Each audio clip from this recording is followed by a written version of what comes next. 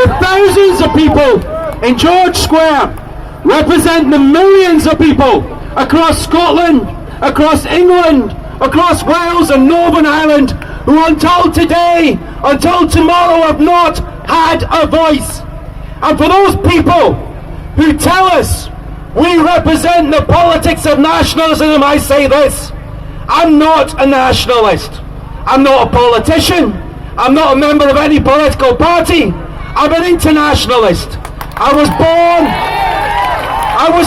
and brought up in Liverpool, and the process of deciding to vote for independence in Scotland has been a gradual one.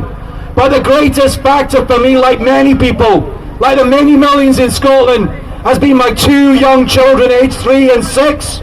Another one on his way at Christmas. And I'll say this, for those hypocrites, Ed Miliband, the 100 Labour MPs that hot-footed it a couple of days ago to Scotland.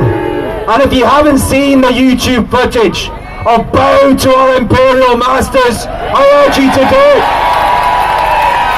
Because when they talked about how they don't want the union to break up because of solidarity with the people of Liverpool and Manchester and London, I agree with them. I agree with solidarity between Glasgow and Dundee and Edinburgh and Liverpool and Manchester, but I also agree with solidarity with the people of Karachi and Baghdad and Gaza and New York. And I stand here also as a Muslim who is sick and tired of being told I have to justify my existence, that I have to adhere to British values. My mother and father sweated blood and tears to help build this country, like all the immigrant communities. And I have nothing to prove to a British state whose hands are caked in the blood of innocent people.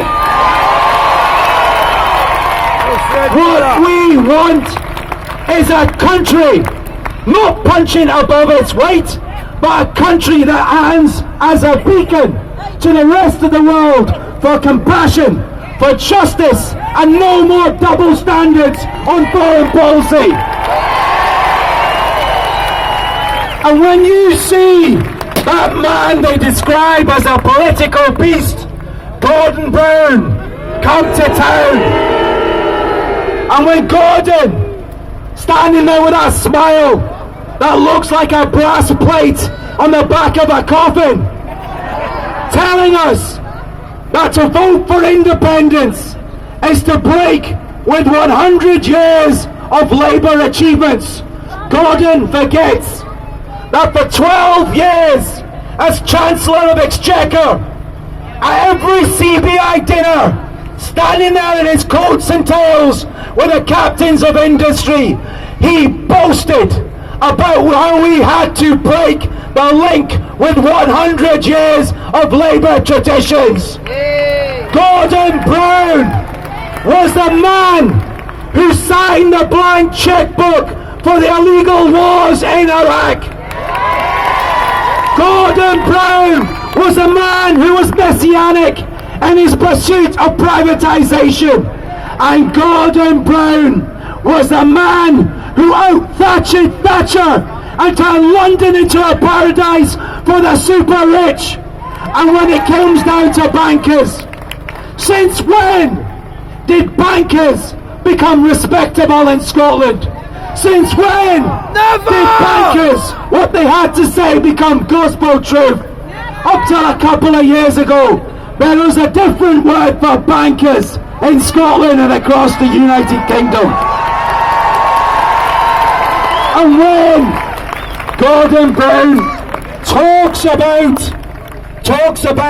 the stability of this country, never forget that Gordon Brown, along with our Prince of Darkness, Alistair Darling, when the bankers had gambled, speculated, and destroyed our children's future, they were bailed out by Gordon Brown for £1.4 trillion. 1.4 trillion pounds. And when they gave it to the bankers, they said that we had to pay for it with slashed living standards, with closed hospitals and education. So I'll say this, when they talk about the politics of fair, when they talk about the security of a bigger nation and being better together, I would prefer to live in a country where the banks are regulated, and if the banksters gamble with our money, they should be jailed, not bailed out. And when you talk about the politics of fair, when they talk about the cybernets and the abuse, I prefer to talk about the politics of British nationalism. Because remember that man, one of the leaders of Better Together, who we haven't heard too much of in the last couple of months, Lord George Robertson of Port Ellen, used to be the Secretary of State for Defence, the NATO Secretary General. A few months ago he said, if we vote yes tomorrow, these are his words, I'm not making it up, he said it would be a cataclysmic event. It would destabilise the world. It would unleash the forces of darkness. It would re-balkanise Europe, and it would reignite terrorism. These people are petrified. They're petrified because of what the British state represents for them, which is a gravy train. As Darren said, food banks, what a disgrace that 5 out of 10 of the poorest areas in the United Kingdom are in Glasgow, where 720,000 people in Scotland live in poverty. 200,000 of our children live in poverty, yet the MPs are just awarding themselves a 10% pay rise. Now, I want to close by saying this. No politician, no matter what they say, can guarantee what will happen in a year, in 5 years or 10 years. But I'll guarantee you this, that if we vote no as a nation, we are guaranteed £40 billion of austerity cuts come to the next general election. There is no guarantee that Ed Miliband can win, but even if Ed Miliband did win the election, so what? That man, every week at question time, stands there shamefaced when a Labour opposition bench has 23 out of 29 millionaires on the front bench. Say to Labour, what are you going to do? Are you going to reverse the benefit cuts? Are you going to reverse the welfare cuts? And their answer is no. They will not reverse the cuts. And as Scotland, we are unwilling to pay the price of the bankers' cuts. No chance! So I'm going to finish up by saying this.